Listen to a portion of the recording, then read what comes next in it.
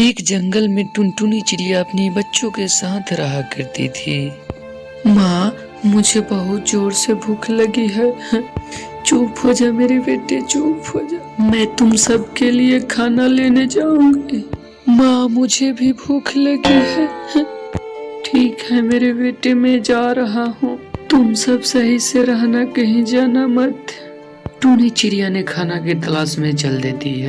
बहुत समय के बाद एक दाना उसको दिखाई देता है। चलो एक दाना तो मिला, लेकिन उसका किस्मत सही नहीं था। उसके मुंह से दाना छूटकर लकड़ी का गुफा में घुस जाता है। अब मैं क्या करूं? आज का किस्मत मेरा सही नहीं है। एक दाना मिला था, वो भी नसीब नहीं हुआ। पुराने बागान की ओर चलते हैं। टूनी चिड़िया ने दूसरी बागान में चली जाती है। माँ, माँ, माँ, माँ, मेरे बेटे कैसे होंगे? कुछ समझ में नहीं आ रहा है। मैं अब कहाँ जाऊँ?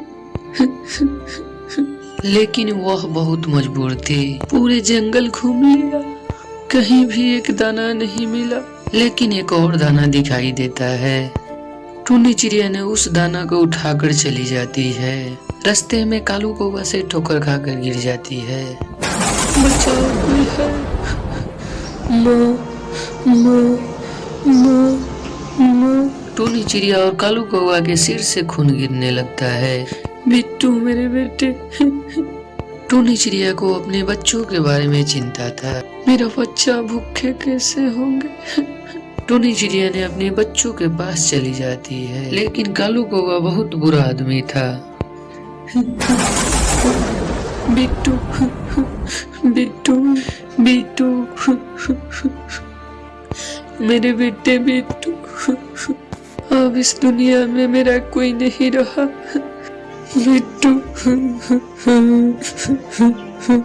टूनी चिड़िया को अब कोई सहारा नहीं था। तब तक कालू कौवा आता है और टूनी चिड़िया पे अटैक कर देता है। बिट्टू, बिट्टू। टूनी चिड़िया के मुंह से केवल बिट्टू ही याद आ रहा था। मेरे बेटे बिट्टू, बिट्टू। टूनी चिड़िया